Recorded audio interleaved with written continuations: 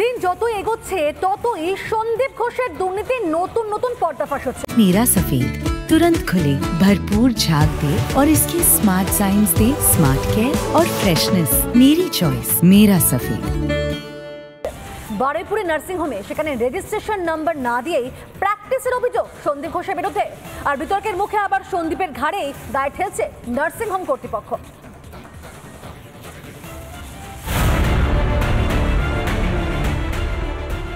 আরজিকর তো বটেই, হাসপাতালের চৌহদ্দির বাইরেও নাকি কোনো নিয়ম কানুনেরই তোয়াক্কা করতেন না সন্দীপ ঘোষ। বারুইপুরের একটি বেসরকারি নার্সিং হোমে রেজিস্ট্রেশন নম্বর জমা না দিয়েই প্র্যাকটিসের অভিযোগ উঠল আরজিকরের প্রাক্তন অধ্যক্ষের বিরুদ্ধে। প্রকাশ্যে এসেছে সন্দীপের প্রেসক্রিপশনও, যেখানে তার রেজিস্ট্রেশন নম্বরের উল্লেখই নেই। বিনা রেজিস্ট্রেশন নম্বরে কিভাবে সন্দীপ ঘোষকে নিয়োগ করেছিল ওই নার্সিং হোম? প্রয়োজনীয় নথি জমা দিতে টালবাহানা করছিলেন সন্দীপই, অভিযোগ নার্সিং হোম কর্তৃপক্ষের। হ্যাঁ, ডক্টর সন্দীপ ঘোষ আমাদের যে রেলগেটের যে ব্রাঞ্চটা আছে ওখানে উনি আসতেন। বলা হয়েছিল যে আপনার সব ডকুমেন্ট সাবমিট করুন যাতে আপনি এখানে আবার প্র্যাকটিস করতে চান।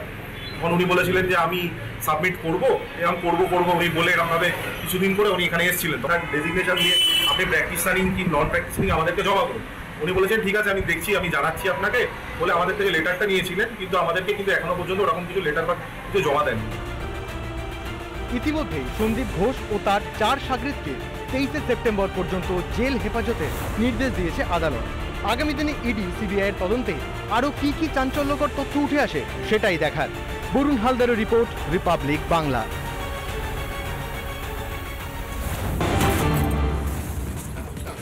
আরজিকরের ঘটনা নিয়ে এবার সরব হলেন মোহন ভাগবত। অপরাধীদের কড়া শাস্তি হওয়া উচিত, আন্দোলনকারীদের দাবিকে পূর্ণ সমর্থন জানিয়েছেন তিনি। এমনই মন্তব্য শোনা গেল তার মুখে, অর্থাৎ সংঘ প্রধান মোহন ভাগবতের মুখে। আরজিকরের ঘটনা নিয়ে এবার সরব হতে দেখা গেল মোহন ভাগবতকে। তিনি কলকাতায় আসেন এবং আরজিকর কাণ্ড নিয়ে মুখ খুলেন রাষ্ট্রীয় স্বয়ংসেবক সংঘের প্রধান মোহন ভাগবত। সাংগঠনিক কারণে তিনি আসেন কলকাতা এবং সেখানে তাকে আরজিকর নিয়ে প্রশ্ন করা হলে তিনি বলেন যে আন্দোলনকারীর দাবিকে তিনি পূর্ণ সমর্থন করছেন। একই সঙ্গে অপরাধীদের কড়া শাস্তি হওয়া উচিত, মন্তব্য সংঘপ্রধান মোহন ভাগবতের।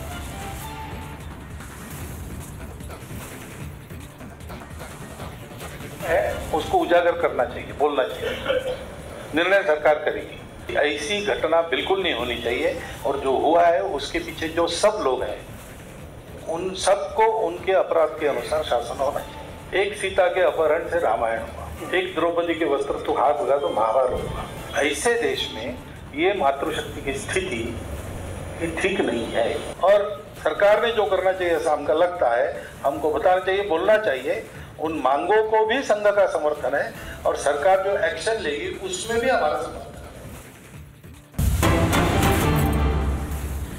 আরজিকর কাণ্ডের জের অপসারিত আইএমএন মালদা শাখার সভাপতির পদ থেকে অপসারিত চিকিৎসক তাপস চক্রবর্তী।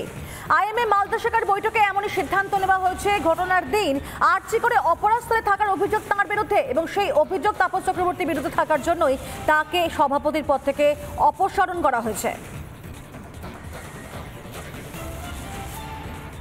আরজিকর মেডিকেল কলেজে যে ঘটনাটা হয়েছিল, ডক্টর তাপস চক্রবর্তী নিজেই বলেছেন যে সেদিন তিনি সেখানে উপস্থিত ছিলেন অন্যান্য সদস্যদের সঙ্গে।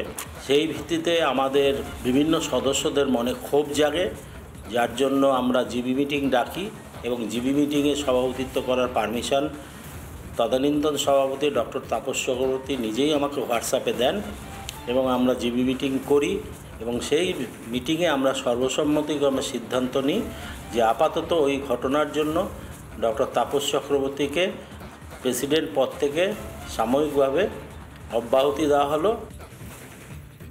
এই যে বর্তমান কমিটি চলছে তাদের সঙ্গে আছে, তাদের সমর্থনে আছে, তাদের সহযোগিতা আছে, আমরা তাদের আত্মবিশ্বাসে আছি। যে গুটি কয়েক সদস্য নাকি সেদিন আমাকে স্টেপ ডাউন করার কথা বলেছিল, আমি পুরোপুরি কর্মক্ষম এবং এই সমস্ত প্রোগ্রাম যেগুলো মালদাতে হয়েছে আইএমের ব্যানারে তার মূল উদ্যোক্তা, কোনো রকম কোনো স্টেপ ডাউনের কোনো প্রশ্নই নেই।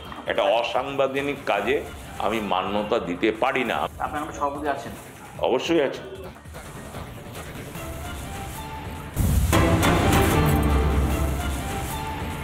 জেল হেফাজতে কড়া নিরাপত্তায় রয়েছেন সন্দীপ ঘোষ। প্রেসিডেন্সি জেলে কড়া নিরাপত্তায় রয়েছেন সন্দীপ, আর সন্দীপের লকআপে সবসময় নিরাপত্তা রয়েছে। আমরা এই বিষয় নিয়ে আরো বিস্তারিত আমরা জানবো অর্ণবের কাছ থেকে। অর্ণব।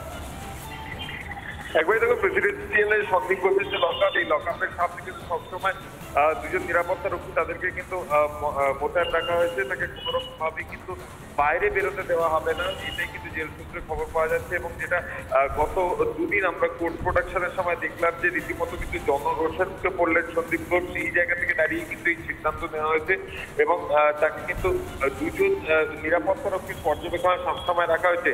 এর পরবর্তী ক্ষেত্রে যেটা জানা যাচ্ছে, যদি তার সাথে তো আর লয়ার দেখা করতে চায়, তাকে কিন্তু এই জেলের নিরাপত্তা রক্ষীরাই নিয়ে যাবেন, গিয়ে সন্দীপের সাথে দেখা করাবেন, কথা বলাবেন এবং তারপর কিন্তু ফের তাকে ফেরত অর্থাৎ জেলের যে বাইরের অংশখানে দিয়ে যাবেন। অর্থাৎ কোনোভাবেই সন্দীপ ঘোষকে কিন্তু সেলের বাইরে আসতে দেওয়া হবে না, এমনটাই কিন্তু সিদ্ধান্ত নিয়েছে জেল কর্তৃপক্ষ এবং তাকে কিন্তু একেবারে অর্থাৎ বিশেষ নিরাপত্তার মধ্যে দিয়ে রাখা হয়েছে সন্দীপ ঘোষকে। ধন্যবাদ, আমরা সেদিকে অবশ্যই পরবর্তী সময় নজর রাখবো।